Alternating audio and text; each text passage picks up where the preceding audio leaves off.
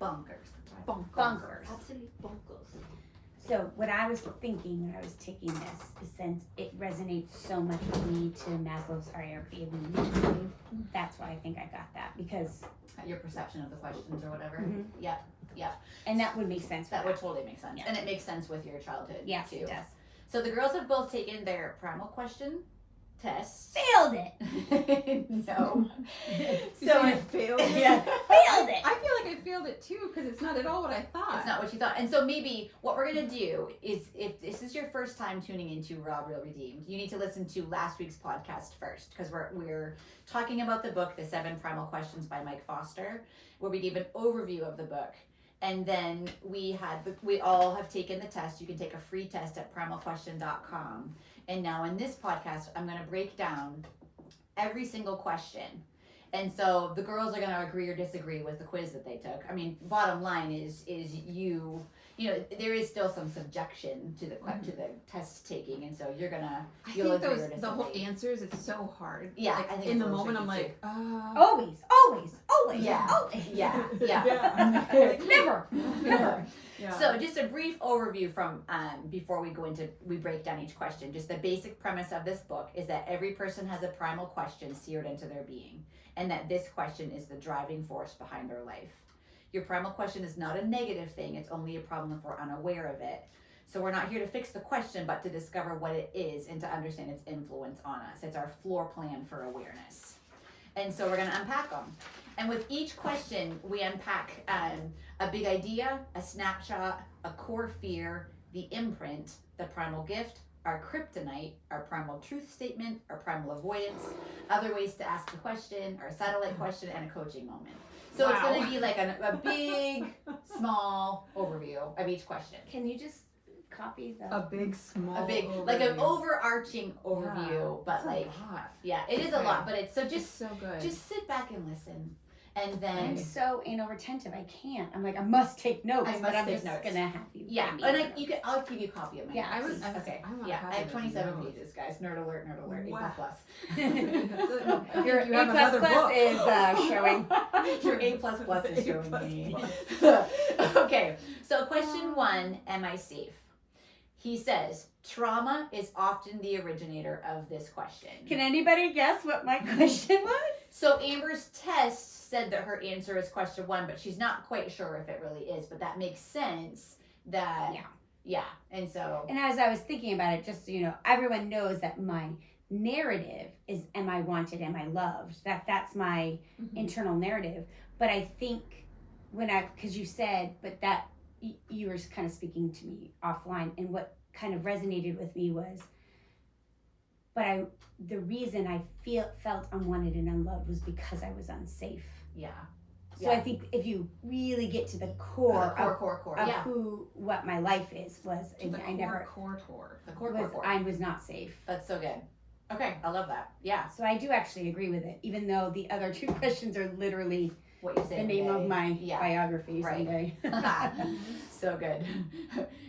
Unwanted, unloved, hashtag am I safe? Yeah. Okay, the big Process idea express. behind this question.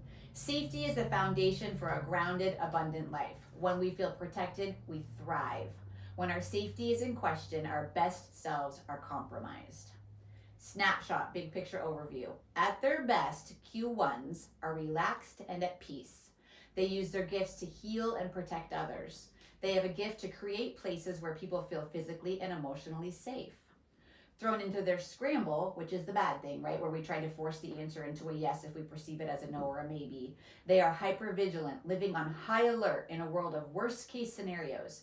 They attempt to control the future by anticipating and avoiding risks. And you say sometimes before a heavy conversation, you play every possible conversation yes, in your brain. 100% I do that. That's so interesting. I love that. I do that. The core, And that has always been, sorry, No, just because it's my question, my entire life, I wanted my house to be the house. And my kids' entire childhood, and even Thanksgiving that I continue to do, I am the land of misfit toys. Like, I have always had children, people coming into my house. Oh, your college dorm has closed. Come and stay with me. Like, I have always. that's your superpower. It is. Yeah, I So would say good. that. The core fear of a Q1 is harm. fear of experiencing pain and or not being able to survive or figure things out. That's me. The imprint. So this is how that question imprinted on you. Q1s often grew up in a home that failed to make them feel safe and protected. It may have expressed itself in a subtle way through the neglect of a caretaker who was disengaged. Stronger imprints of this question came through homes where abuse, violence, and addiction were present. Early childhood trauma is a very common theme with this primal question in particular. Hello. Hi, it's me. I'm the problem. It's me. It's me. I'm the problem. Hi. It's me. Okay, primal gift.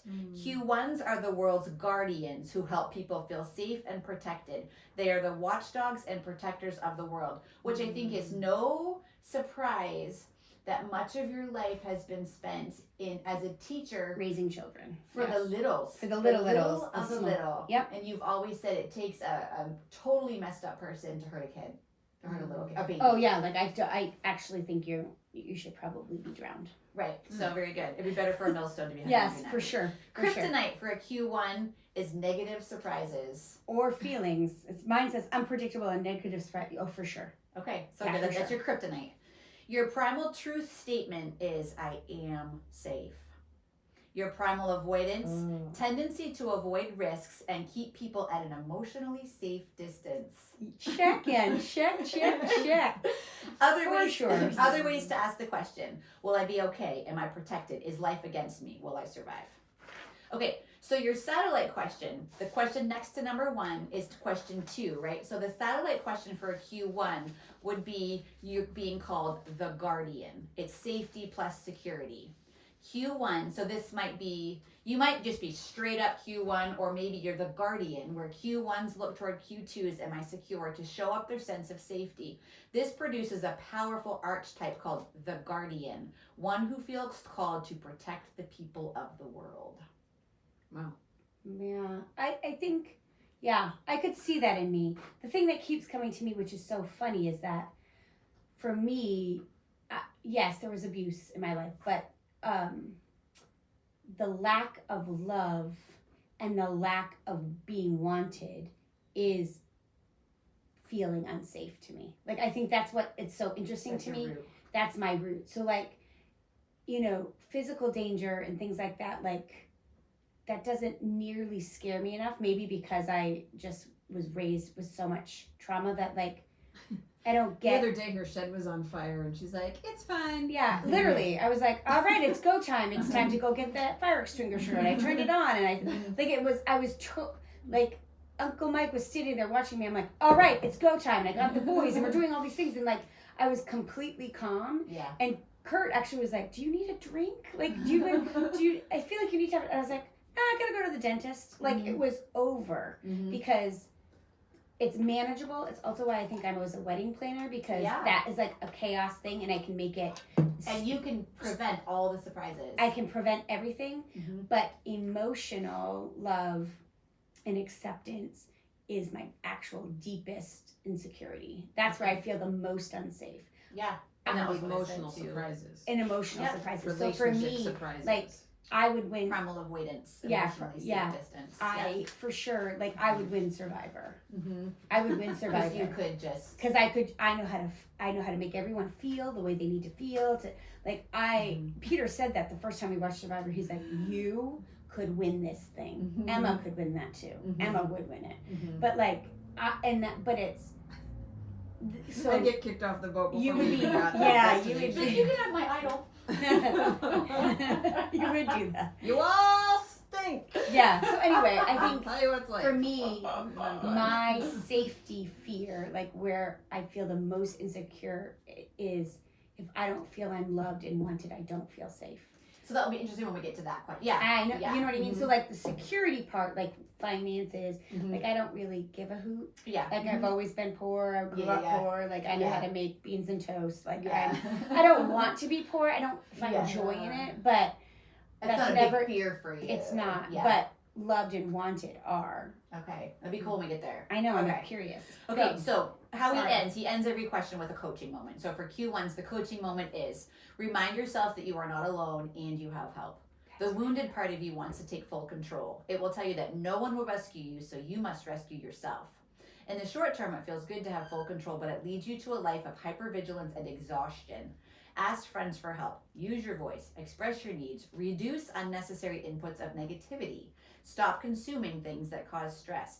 Doom scrolling. Mhm. Also, he said, this is interesting, take note of your physicality. You aren't a tiny little child anymore. You're a grown adult who can protect yourself. Like, he coaches like grown men who are like bodybuilders, and he's like, for all practical purposes, look in the mirror and just know, like, you're not that little boy. Like, you actually can protect yourself if something bad happens, or even some bad person comes around the corner. Do you know what I mean? Like, just that retraining your brain. You are not alone part. Peter often says that. He's like, hey, can I be on your team with you? Can I play? Can I help? And I'm like, so no, must do myself. So good. And he just ends, take more chances, move slowly out of your comfort zone. The world is not a completely hostile place, and you have so much to give. So that's question one. Okay, so Amber kind of landed there. Question two, am I secure? So the big idea is security in your finances and relationships is the key to a life that feels good. Being properly resourced secures you in life, in both of those things. So snapshot, at their best, Q2s are generous and connected in relationships. They use their gifts to acquire resources, predict trouble, and create stable environments for people to thrive. I think this is my Caden.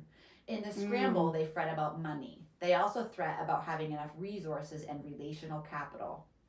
Their highest emotional need is security in both their finances and their relationships. Finances is having enough resources for present and future. And relationships, they're just most safe and happy in a tribe or in a pack. While Q1s feel their emotional need for safety as life or death situation, Q2s simply want to avoid the pain of not having enough in either finances or relationships, and they're strategic at getting that need met. So they're similar, safety and security, but safety is like life or death. I am not safe, I might die. Security is, I need to have enough in both of those. I need to be secure. This sounds like my Peter. I was gonna say, it kind of sounds like Kurt. I think so too. I thought of Kurt in this. I was thinking of all of our people. Because he's just such a, he's a planner. Keeps tabs on everything. That's one of the things. If you're constantly checking your bank accounts and constantly, that chances are that's one of your that's your question. Huh. Core fear, not having enough money or relational resources to protect themselves or those they love. Okay, the imprint. This question is often imprinted by caretakers who had a scarcity mindset, financially struggled, which was us in all of Caden's childhood years. We always were pretty poor, or burdened the child with the responsibility of helping make ends meet. Family of origin maybe lacked security and stability. I think when we moved in with friends and sold our house in Hamden when Kev was really sick. Do you know what I mean? A family who lived paycheck to paycheck. Memories of not being able to do things due to not having enough money. That's kind of been our whole life a little bit, like, you know, whatever. So interesting, right? Primal gift. They make great providers and partners by building stable environments. At their best, they are aware of others' financial needs and prioritize relationships. They are often methodical, trustworthy, and grounded in practicality. They are gifted at saving, budgeting, and investing. They understand the power of money and the impact it can have on one's life. They also tend, this makes me think of both Kurt and Caden, they also tend to be good, solid friends, low drama, not overly needy. They strategically consider ways to cement a relationship, not torpedo it. Their kryptonite is financial instability. Primal truth statement, I am secure. Their primal avoidance is they will fixate on hoarding money and controlling people. Other ways to ask this question is, do I have enough or will I run out? And so their satellite questions will be like, if they look back to question one, so see maybe which one it is, Kurt, is a security 2 looking back to question 1, safety is the provider. That's what he calls that person. And to shore up their sense of security, this produces a positive archetype called the provider, one who feels called to store up resources and meet physical needs. Or, this is what I wonder if you are, but maybe I'm wrong because your question was different, is the partner. It's security number 2 that looks toward them, I loved number 3. To shore up their sense of security, this produces a positive archetype called the partner, one who feels called to connect with others to meet relational needs. And you thought that's what that was my question. I wondered if that was you. I think it's interesting that we both married. I'm curious what you got. Very secure. Very secure. Stable. And Pete, like Kurt, I think is more on the financial. Peter's more of the safety. You know what I mean? Like, I don't think it's a coincidence that I married a Clydesdale. Like a literal man A bouncer. a bouncer, like a human wall. Right. Yeah. And my sister also married a human wall, even taller and bigger. well, not as big wide, but as wide as that 6'4", 6'5". Yeah. So hold on, Izzy's. We just. And I grew up in poverty and married someone who was very, very secure financially. Right. Right. And so the security piece is both finances and relationships. Yes. But also loved and wanted are similar too, right? But like just that you feel called to connect with others to meet relational needs. I've often watched you and I'm like, your capacity, you say your threshold is, I can run circles around you in threshold of like doing things. You run circles around me in capacity for all the people that you love or take for coffee or just take them shopping or I send 10 texts to people just to tell them I love them or have them over for tea. Like that. So that is something that is like you run circles around me in. So interesting. It's so fascinating. it is so That is and it's so much stuff to like compute in 30 minutes. You can't, but just to think about, right? Well, I mean, my prayer for as far as it being the podcast is that some of this pricks everybody somewhere. For Yeah. sure. So that yeah. it gets them thinking, because I think a lot of times, especially in our culture, we don't think about why we are the way we are enough and how we got here and how can we make this better. Right. Well, and I think often what we want to do is we want to make excuses instead of finding the reasons. Right. You know what I That's a mean? reason And on excuse, like what you're right? saying, like it's like Or just stay stuck in the victim mentality. yes, Yeah. exactly. Right. Just That, wanna live here. Yep. You know. I guess I think the other reason why I thought I looked at you as the partner is like how with your boys, like you always say, you know, I do want to live vicariously through my boys. I do love to spoil my boys. I do love to give them what I never had, you know, and so like that's the financial piece, but also like you're so in tune with like, I will never miss a practice. I will never miss a game. Like even practice, like it's like over the top. Like, so that's why I'm like, I think that is, well, this is me side armchairing you, but security and love, you know? Yes, for sure. Okay, coaching moment for the number 2s. Look for ways to remind yourself that you have enough. Be confident in your ability to make money and survive. Your brain will want to remind you of worst case scenarios about what could happen if you don't have enough resources. Invite truth and helpful data to give a full perspective of your financial reality. Consider how you might use your primal gift to the benefit of others. Lean into generosity, which you do. Coach others on how to save and wisely steward money. In a world of instability, you have a superpower of being a calming and stable force in the lives of others. Take action and leverage this strength. Kurt Anderson. Yeah, absolutely. Yeah, for sure. Okay, moving on. Q3. Yes. Am I loved? The big idea. The need for love is universal, but for you, it is the oxygen for your life. Without it, you suffocate. Snapshot. At their best, Q3s are nurturing, kind, and empathetic. They use their gifts to help people feel seen, heard, and treasured. In the scramble, they abandon themselves through people-pleasing, overgiving, and codependent behaviors. They want to feel a loving connection emotionally and physically at any cost. They will often settle for being loved poorly than not at all. Okay, I'm not that. Compulsive need to secure love makes them vulnerable to flattery and those who show them attention. Yeah, I would say that. I think I have a that's, sibling who yes. falls into that category. But that's interesting because that is not how I perceived love. And so that makes sense that makes sense why I didn't, because I was for sure thought I was going to be a loved with a wing question of wanted. Yeah. But if that, I'm actually the opposite of that because I smell BS. I have a really high BS meter. Yep, so like that's true. flattery, people who like You suspect it. I'm like, you're suspicious. you don't really You're love me. suspicious, Yeah, yeah. I don't. That's so good. Yeah. Right. So you're not at any cost. So I would You're not. Like, I would not. you're the opposite. Yeah. I'm you like, said. yeah, I'm the opposite of that. Like if I get formed like with flattery, I'm like, you're gross. I'm gonna kick you in the shins. So like, good. I love it. Okay. Highest emotional need for a Q3 is feeling known, seen, and emotionally connected to others. Their core fear is being dismissed, unheard, and unseen. The imprint, the upbringing of Q3s, Am I Loved, isn't necessarily one of intense trauma or extreme neglect. They didn't necessarily grow up in non-loving homes. As with all primal questions, it's about how childhood events were perceived and received. However, parents may have affirmed and validated behavior rather than the child's God-given identity. Love from caretakers may have been a transaction, a reward for performance, not a free gift. Q3s may have felt loved but not liked, tolerated but not enjoyed. Mm-hmm.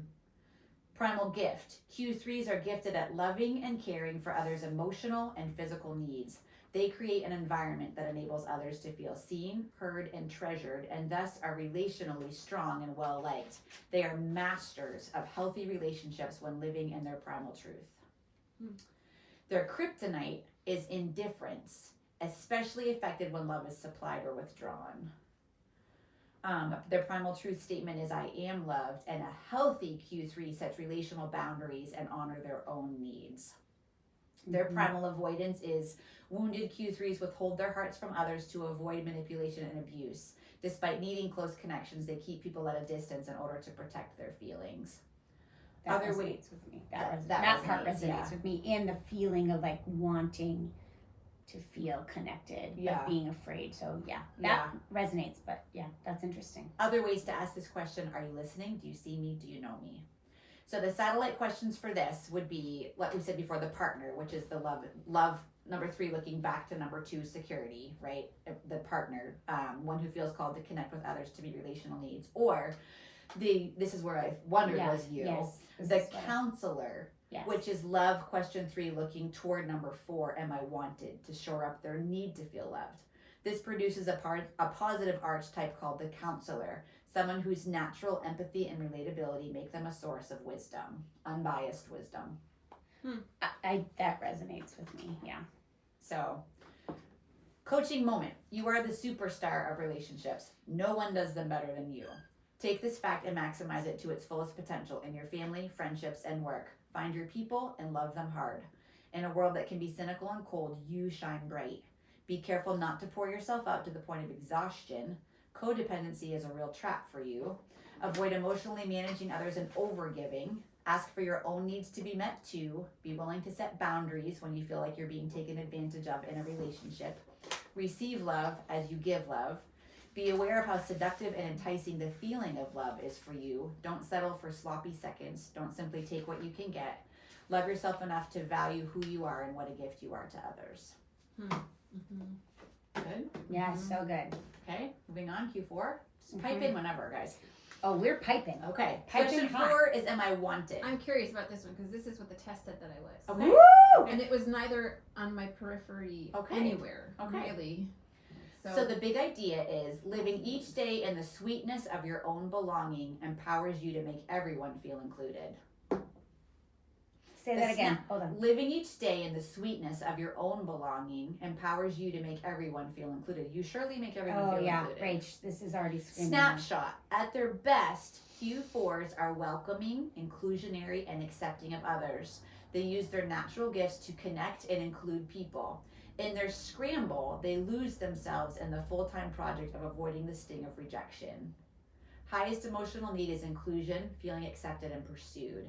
Core fear, being excluded, replaced, or shunned. I just don't know. I feel like even some of the other ones were more me. Yeah? I don't know. I don't test well. I didn't test well either. I do with not. This. I had to read the book twice to be like, I think this is who I am, and I'm still going to ask you guys. I'm genuinely saying this. Like, I've done Myers-Briggs and all these other things and personality, and I never test well. But I always feel like, I don't think that's Think really of this me. one, the core fear, and what you just went through with the whole year-long process. Yeah. You know what I mean? Like The rejection of feeling but like it you're took you always the misfit. Yeah. so long to even try it. Yeah. Yeah. I mean, it was huge, but maybe more huge than it would be for others. Mm-hmm. Yes. Yeah. Mhm. So You're right. You're right. You're okay. right. Also, you you're got it, you got like, the reason I am in your life is because you saw my insecurity and I literally lived in your bedroom. Mhm. Like, it. Yeah. like literally. Not normal girls. Do you know that? A lot of we actually had a subsequent. I've forgotten over the years that we had not just even a couple Your whole marriage, you had people live with you. in our whole marriage. Yes. But still, when I lived at home, my parents let 2 different other troubled girls come and stay, and they were always in my bedroom, and sometimes even in my bed, Yes. and with me, because Yeah. it was like, you just fix the broken ones. Here comes another one. Yeah. Yes. And Yep. they were given, it's a funny, if I look back, I was like, our house was pretty dysfunctional, and yet it looked like a haven. It Yeah, was. and it was. In That's what you say. comparison, Yeah. in comparison to what other people were going Right. through. And they were allowed to just be. Mm-hmm. And there were no judgments. Mm-hmm. And we weren't, there was no questions. Like, Yeah. we're just gonna let them be. Yep. And they'll figure it out. They'll figure it out. And also like your art, like you create beautiful things. You redo our houses for us. Like you're the first person both me and Amy reached to pick colors, or how should I lay this out, or does this look good? And yet you struggle with feeling like you're not a great artist, or you feel like, why am I not famous yet, or why, you know what I mean? Like that's your sort of constant purpose. yeah, for sure. I don't care about being famous. I mean, maybe I do somewhere. well, but that's purpose to me sounds like Successful. famous. Wanted is Mm. that feels more resonant. Like that's the rub of like you take all these people to lunch, you do all these different things, and yet you also don't feel good enough, or you're like, oh, I don't, like that's your I still have to do something. yeah Yeah. you're I always, still have to do something. yeah So maybe you're a wanted with a wing successful. mm-hmm. Yeah, I don't know. Yes, know. probably. Yes. I don't know. I think that Diagnose me, people. Okay, the imprint is, it could have been total abandonment, or maybe a young Q4 may have had parents who were just emotionally distant or unwilling to engage. When a child isn't pursued, they wonder why they're not wanted. They assume they are not good enough to be included in their world. They grow up feeling like they're a bother. For Q4s, maybe the home seemed like a tribe where everyone was expected to contribute, and that contribution was measured as goodness. Or maybe they grew up feeling like a misfit, That a hit hard. bookworm in a family of athletes, the quiet one in a loud, expressive family. The artist decorator in a yeah. in a athletic family. They may have also felt pressure to prove their place because more attention was given to another sibling. So there's an imprint. Okay, I feel Receiving. do you feel feel seen? seen? I feel seen for you. Like I'm trying to dodge the camera. Oh man. Okay. Okay, right? I think you oh, test well. whoa. This is good. Oh. I think she tests just You fine. tested fine. Susan. Primal gift. Q4s have a unique ability to make people feel included and part of something. They are strong in social settings, good with people, and have positive relational skills. They also possess an innate drive to include others, especially outsiders, and make them feel welcome. They are powerful connectors and team builders. They develop off-the-chart social skills that manifest in large or small settings. And I would say that's true. Even though you don't like large settings, you do just fine in them. Mm-hmm. Yeah, it's Q4 outside my comfort zone. Kryptonite, being rejected. Yeah, I Yeah, think it's okay. true. And you Yeah. say misfit all the time. I Yes. am a misfit. I just made myself my own T-shirt, and I wore. You still have it on? I think I do. Hope I should do. Take a picture. Yes! Okay, let me take a picture of it. I've worn this for 4 days I ever can't see your since mic. I made it. I have not taken it off. It actually stinks. So good. Okay. It's me. It's Okay, me. Kryptonite being rejected. Brene Brown Woohoo! says, true belonging doesn't require us to change who we are. It requires us to be who we are. And that's what I've said about you every time. She'll always say you're a misfit, and I'm like, yeah, I think it's kind of who you're supposed to be. I don't think you do fit into That's why that I made mold. myself this Yeah. shirt. Handmade But that's what it misfit. is, right? You're not supposed to fit the mold. You don't fit the mold, and it's a beautiful thing. And if you it's can see it as awesome. that. Well, yeah. I think when you said that to me and a couple other people, and you've said, someone, it wasn't you, I don't even know who it was, maybe Shannon. I'd love to give credit because it was like, that's just not your story. Because I kept saying like, I wish this and I wish that. And I've had a really hard year of wishing things and sort of playing a violin for myself. And there's been some triggering moments, and my kids are growing up and they're at the ages where I started to feel big feelings and all the things. So I don't know why it's happened, but this year has been a very painful one I do. on multiple fronts. And Shall we list them? Please Please don't. And someone said, that's not your story. So good. You have to live your story, which Right. Oh, God Rach, wrote. I feel which like God you- wrote. Listen to this. so. I feel like you've tested Just fine. beautifully. Okay, true belonging doesn't require us to change who we are. It requires us to be who we are. Q4s desperately want to be wanted and included. Their greatest fear is to be left out, or worst, cast out.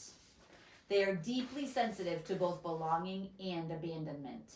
A wounded Q4 feels like a, to quote Rachel Anderson, but it's not, it's Mike Foster, a chronic outsider and doesn't know why. Wow! They have a strong need for connection. To combat this feeling, they overcommit their time and overstate their abilities to ensure people want them around. Oh my word! I think I might probably just have to like sit in that for a little I bit. think you need to we need That to. Okay, so listen happened. to this. Which I also think this may be my Jessie. Oh, Yeah. And man, so the painful. Snapchat pain is so deeply bigger than just a stupid app, right? Oh, for sure. He's So- He totally. feels left out. Absolutely. He's And feeling it's left not out. just And feeling he's left also out, the it is biggest- the kryptonite. Yes, and he's also the biggest includer. And Like, so yes, and so this is my prayer over him. When I read this, I was like, oh, if he could see this. yes. When a Q4 embraces their primal truth of I am wanted, they move from lone wolf to leader of the pack. That's my Parker too, I think. Rather than wondering if they fit in, they fire up their connection superpowers to create solid and healthy groups. That is my prayer over Jessie. Same. Okay? With Primal Parker. avoidance, wounded Q4 self-isolate and wait for others to engage rather than initiate. Gosh, yeah, that's you and it's Parker. Other ways to ask this question: do I belong? Do I fit in? Do you want me for me? Okay, so the satellite questions. If you go wanted number 4. I didn't know back, that was so loaded. Yeah, It's Right, loaded. It's loaded. It's loaded. So wanted Q4 can look back to loved Q3, right? And that's what he calls the counselor. Q4s can look back toward Q3, I am loved, to shore up their need to feel wanted. This produces a positive archetype called the counselor, someone whose natural That's empathy not and me. relatability make them a source of unbiased wisdom. Or, this is what I think Jessie is, the promoter. Wanted Q4 looking toward Q5, am I successful, to shore up their need to feel wanted. This produces a positive archetype called the promoter, someone who is sought out by others to help them succeed. Yep. Wow. Rachel, will you please come and do my house? Rachel, will you please come Yep. and paint this picture? Rachel, will you please Yep. come and organize this party? Rachel, will you please come and, right? Yep. Someone who is sought out by others to help them succeed. For sure. That's for sure. For sure. Coaching moment. Never forget you are a natural born leader. As a leader, you have the ability to influence those around you. My prayer for my son. How might you use this ability to improve the lives and communities that you're a part of? Don't get caught up in your scramble of wondering if you are wanted. Instead, you build communities, teams, and groups of belonging. Your vision for people, especially the overlooked, is a natural strength. Learn to reframe rejection in your mind. When you are rejected, they are only rejecting a certain part or a certain idea of you. It's not a full rejection of your entire being. This is an important distinction and a discipline you must strengthen. Wow. Avoid the temptation to become what others want you to be. Express yourself from an authentic That's not a problem place. for me. Be who you are and not what you think you should be. You don't need to be accepted by all. Wow. I think we just need to end the podcast there. We got 3 more numbers. Oh, no more numbers. Yo, That's interesting. I feel especially bonded to Jesse. I know you do. Yeah. Because I see him Mm-hmm. and I get him. Mm-hmm. And it's, So I am maybe so- another, it's actually another podcast. painful. Mm-hmm. It's painful. When he's in pain, it Mhm. hurts. And I was like, I feel like there's this terrible link. And I think part of it is that he's young Mm-hmm. and he has opportunities. And when I was that age, I was so insecure Mm-hmm. and I was just trying to figure out what it was like to be alive. And I was like, I wish I was a healthier version of, like, I wish I could go back Mm-hmm. and be even a fraction of who I am now when I was in my 20s. Mm-hmm. And I look at people like Abby Capo, who's like really successful and she's still in her 20s. And I was like, I feel like that's a healthy, Mm-hmm. there was a healthy human there who saw her capacity. And I was like, I still don't believe in my capacity. Yeah. I still don't. And I'm 45 and I feel like I'm dying. Mm-hmm. And You know, like therapist says about that, the reason that this might feel harsh, but like when I talk about that with my children, when I'm like, I see that with Parker. Like I'm like, oh, I wish I, and or when I see Emma being so brave, or Izzy, and I say, why couldn't I do that? Both of my therapists and dear friends have said to me, well, you didn't have their parents. Right? So like my kids have parents that are helping them be healthy, whatever their numbers are. Like, so you resonate so much with Jessie, but Jessie has this as a mother, right. and Kev is Meaning that's why No, he's loved. He's like comfortable, and he's so that's why he's so confident, and yet he still sees himself as a lone wolf. Here's the thing, though. It's like everyone can see it except you. I said that to him And the other that's night. the problem. It's my problem. It's his problem. It's everyone like that. It's like you feel like a lone wolf and a friggin' misfit from the minute you wake up until the minute you fall asleep. You don't feel like you fit in for the very exact reason that everyone thinks that you are a leader. Like you do see it differently. You are willing. You are like mighty. You have so many opportunities. You could be literally anything because you're so charismatic. And charisma, and people are just drawn to you, and yet the internal narrative is wrong. It's like it's glitching. It's the unhealthy as far as our Enneagram goes, which I actually love and wish I had more time to study that. I was like, I fell hard again right into the 4. I think it was like this artistic, doesn't really fit the mold anywhere, tends toward melancholy anyway, tends towards melancholy, and is easily wounded deeply, but will lash out to defend itself, and doesn't read things as love, right? It's like, more of a threat. It's a threat. Or it's you're squashing my vibe, and so now I'm really gonna rise up and revolt. And some of it is reality. Like it is hard, and it is sad, and it is in some ways no win. So the answer is really, for 2 more years, how are we going to walk this out? That was the conversation we had today. How are we going to walk this out where we feel strongly convicted that we're not going to do this? And so, and you do have friends who don't, but that's not what we're focused on. We're focused on, and I see it in real time, all the things he's missing out on. Down the road, I'm hoping in his 20s and 30s, he doesn't look back on his childhood and just wishes all the things he sees, all the things he didn't get, and all the things that he wished and pined for. That's the goal, is that he becomes the leader of the pack, and I don't think he even has a choice. Here's the thing. I think he Well, is. that's what I mean, because he has parents that are going to push him up to become the leader of the pack. You know what I mean? Like, and ultimately he answers to the Lord. The other day when like, he was feeling sick and he got hurt, I was like, I watched the whole team crumble because he wasn't feeling well. Oh, and yes. you could and see we talked to him you afterwards. We're like, why did you cry so hard? He's like, I was so worried that I let the whole team down. And I said, they didn't know what to do without him. And that's the leader in him. Can't help it. He can't help it. It's just who he is.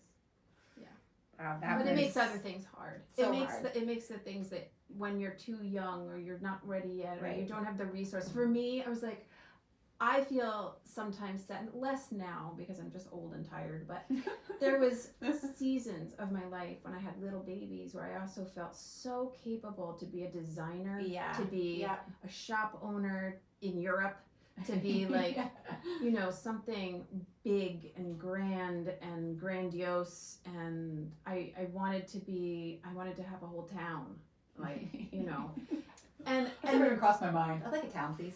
Well, and the thing is, and it's like this paradoxical thing that lives inside my heart every day, where I love the sweet simplicity of my baby's sock on the floor, and I would take a picture of that, and then inside my spirit is this woman who wants to be and conquer the world and do what all these I see other women doing, where it's like they rose up and became this famous designer, and I was like, and I literally feel like I could do that, but instead I'm like burping my baby, and I'm like, and it's a paradoxical torment of its own to have the capability to do that, for sure, and to not execute it.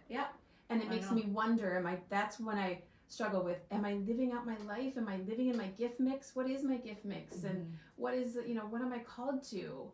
And I was trying to work this out just even last night. I'm trying to do more reflecting and what am I called to right now? And this podcast is one of the things where God put it first. Yep. Where it's like, So this good. is one of the things you are called to do right now. Yep. Is to stick with it.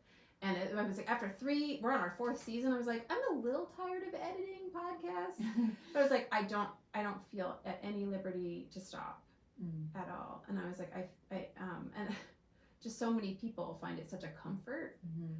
And that keeps me going. Yeah. Honestly, is knowing like how many people love it still, and I don't know, but Good.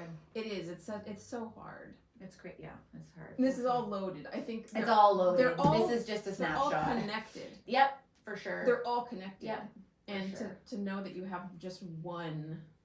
So yeah, I guess we better finish up the last 3. Okay. I could stick on that for I know. a really long Yeah, time. and maybe we'll do another one someday where we just like really unpack like for our kids or whatever.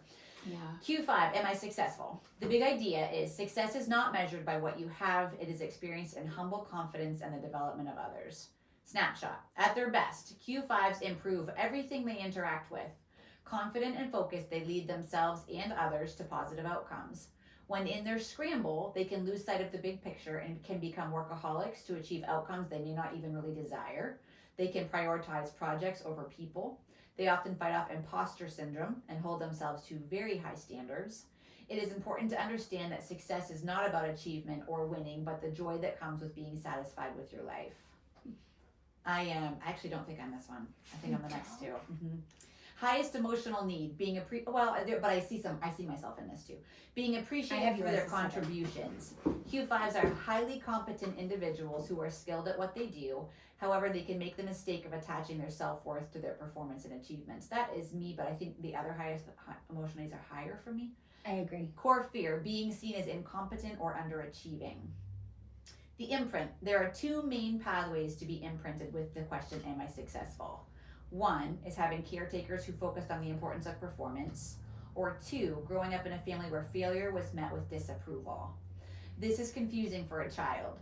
When messages of love and competition become entangled, you structure your life on achievements. Who you are is eclipsed by what you do. This might be Peter. Okay. Primal gift. My sister Becca for sure. Q5s help everyone win. They are wired to overcome obstacles and find solutions. They are self-starters with an innate ability to solve problems and make things better around them. Their entrepreneurial spirit and can-do attitude drive them to engage in multiple initiatives and produce great work. They bring their best as a beautiful benefit to those who have the privilege to work with them. For a healthy Q5, success has a much more sacred and noble definition. Q5 kryptonite is failure, and I don't think that's my kryptonite because I fail a lot and no. kind of This Just pick yourself up. Yeah. Yeah, no, that's true. Everyone likes to win, but success is the lifeblood of the Q5. Yeah, They are competitive and focused on winning. That is Peter? No, that isn't Peter. Yeah. That part. Primal truth statement, I am successful. When Q5s live from their primal truth, they produce success in all domains of life and still maintain a healthy relationship with their competitive tendencies. Success becomes a gift, not a goal. Primal avoidance, a Q5 avoids their primal question by looking for easy wins or projects where success is guaranteed. They withdraw from real challenges and settle for the appearance of success, like a nice car, a big house, lots of money. Other ways to ask this question, am I a winner? Do you notice my talents? Have I achieved enough? Am I accomplished? So, satellite questions. The Q5 success can look back to Q4, am I wanted? I gotta sneeze, sorry. And they're called the promoter. To shore up their need to feel successful. We just talked about that, right? It produces a positive archetype called the promoter, someone who is sought by others to help them succeed. Or the visionary, which is Q5 success looking forward to Q6, am I good enough? This shores up their need to be successful. This produces a positive archetype called the visionary, someone with a keen ability to find the value in others and maximize their potential. That might be Peter. Yeah, right, because it's not, Because he doesn't.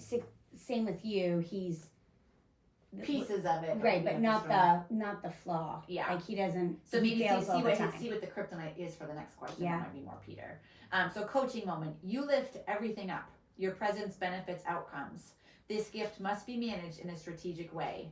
Be careful not to see work as your identity. You are more than what you achieve or complete. Enjoy the process too.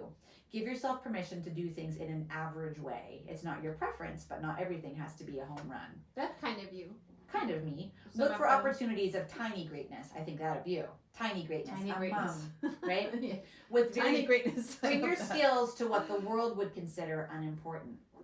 With very little effort, you can make a monumental difference. He talks about like someone who's an insane athlete becoming a coach, a little league coach or whatever. Mhm. Don't let imposter syndrome take roots. Okay, so that's the coaching more for that. Okay, Q6, am I good enough? I think I'm between 6 and 7. I think. That's what I had you as.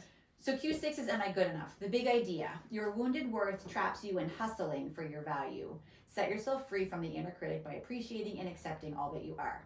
Snapshot. At their best, so that Peter might be a wing of this too. Mhm. At their best, Q6s add value to others and learn to embrace their own imperfections.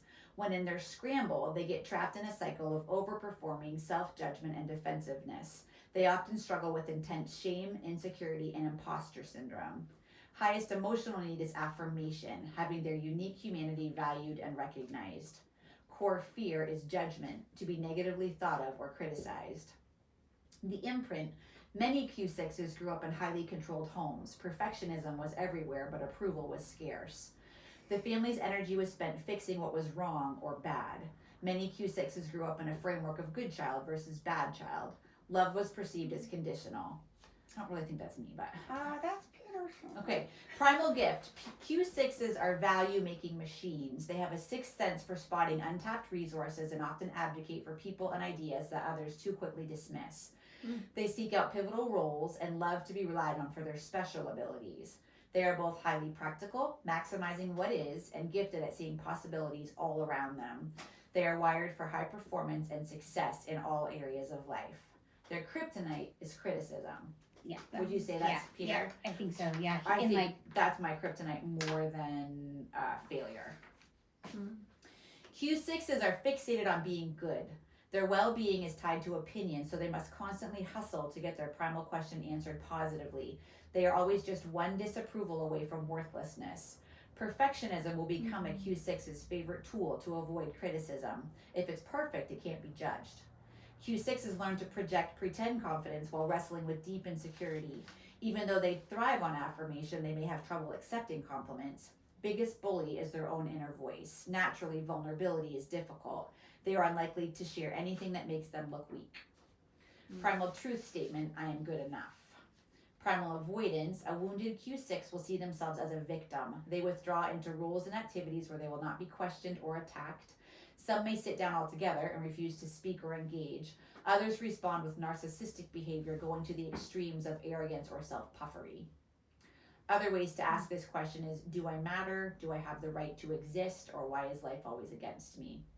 So the satellite questions would be the motivator, good enough Q6 looking back at Q5 successful, and the motivator is someone who is success oriented, calling people to a higher standard. that would be Peter. I think I am maybe the guide, which is good enough Q6 looking toward purpose Q7. This produces a positive archetype called the guide, someone who recognizes value but I don't know what this means. Someone who recognizes value but places greater importance on spiritual awakening. I don't know if that's me actually, but the other one I might. Coaching moment, you guys can tell me. Stop dulling your glory. The self-hatred, insecurity, and doubt need to end today. There's no room for it in your life. It blocks your light and the love you have for others. Speak up even if you aren't sure you're right. Your opinions matter. Spend less time managing and perfecting and more time trying new stuff. You are a value creator. Give yourself permission to be bad at something at the beginning. Perfect is the enemy of good. Shame is your adversary disguised as a trusted friend. Shame walks us back to our failures again and again. I mean, that speaks to me. That little section. Speaks to you? Yeah. Yeah. I mean, because, it's like my narrative. It's kind of how, like, your narrative comes from the their root. yes. My Mhm. narrative. I circled the last 3 for me. And then Most people who grew up in a Christian home will have number 7. I was like not even close to number 7. But that is kind of like just because we're Hilarious. raised like legacy and for the kingdom, and so it's Well, interesting. Mine was like, but are you going to everything you- eat? Yeah. It's just fascinating how you can even think something about yourself Uh huh. and then be like, nope, that's not right.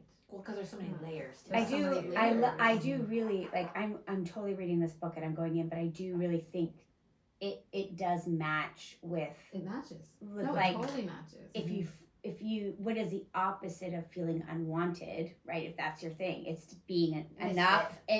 Being enough and having a purpose, right? Mm-hmm. So like, the negative narrative that you speak is what you want. And so for me, mine is I don't feel safe, right? That's my primal question for sure. Mm-hmm. But it resonates in me in being wanted and loved.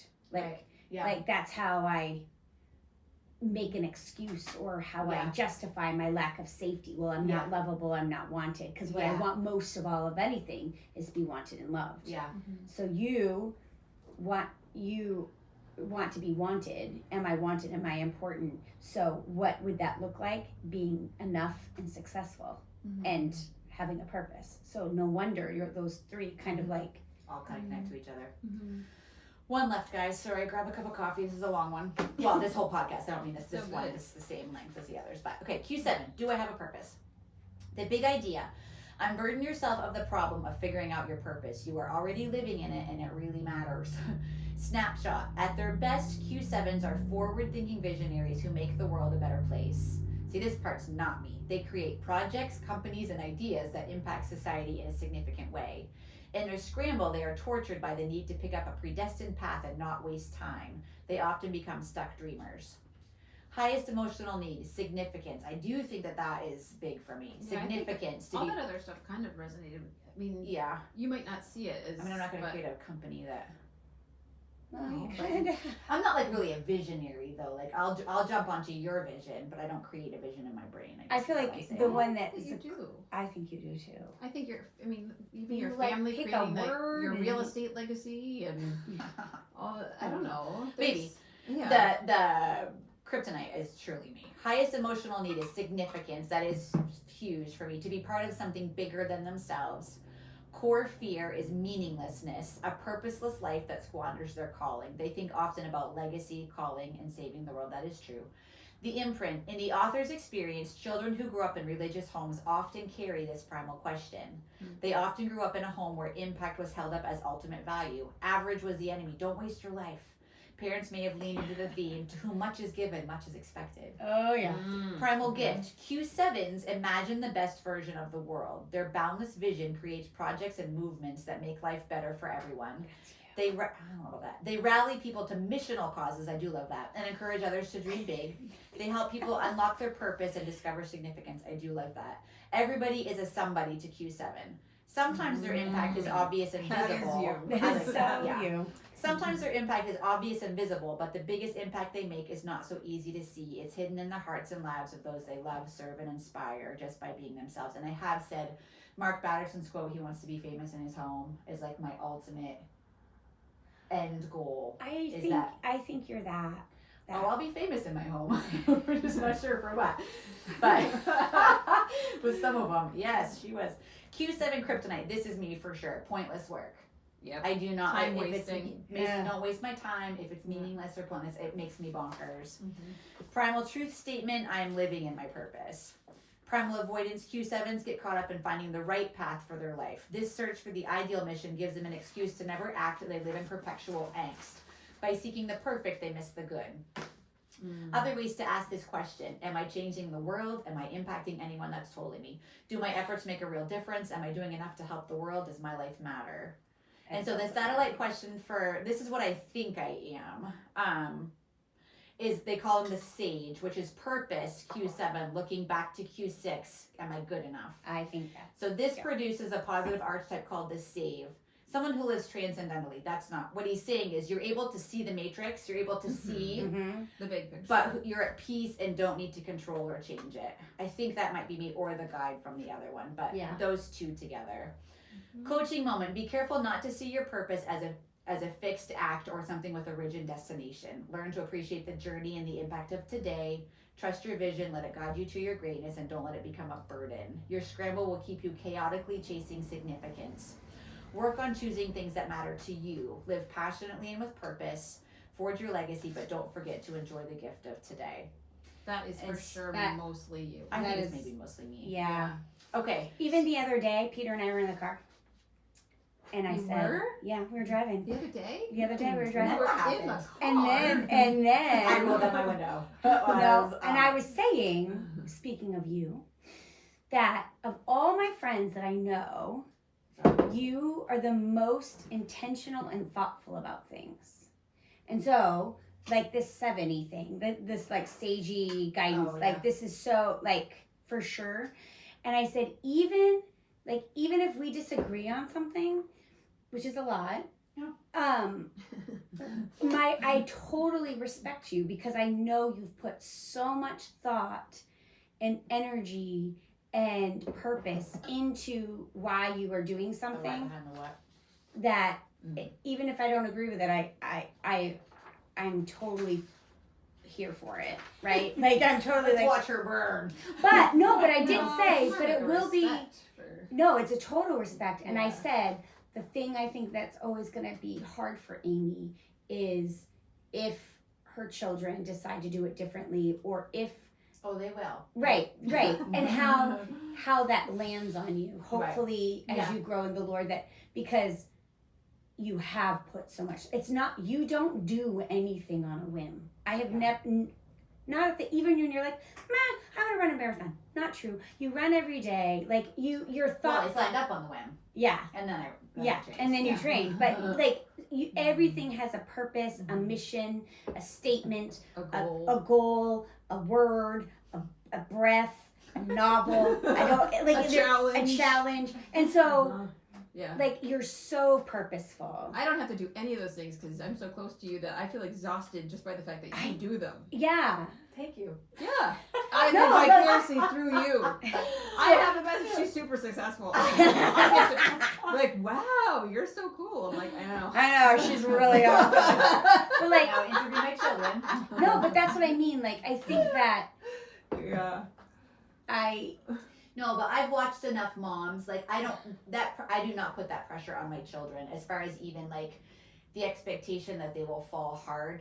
I expect it will maybe happen because statistically, and they answer the Lord for their walk. I answer the Lord for my walk. But even more than that, I watched Kevin's mom. I didn't watch Kevin's mom, but Kevin's mom. Like heavy things happened in their life, and she raised her boys the best she knew how. You know, to love the Lord. And one went this way and one went this way. And others of our favorite people who we've had on our podcast before, same thing, right? yeah. And so, but that's the beauty of it because then you can't take credit No. for if they are rock No. stars in their walk with the Lord, and you can take some blame. But I mean, ultimately, we lay our kids on the altar and we raise them the best we can, and then they're gonna have to do the same thing with their babies. And you know, and God's telling His story about each one of us, Right. which we. It's I kind just of think like that's you so have you. to.